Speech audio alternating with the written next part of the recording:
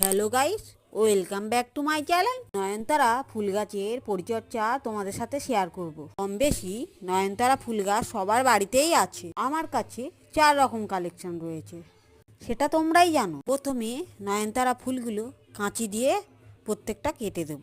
তারপর ফুলের বীজগুলো প্রত্যেকটা তুলে তুলে ফেলবো।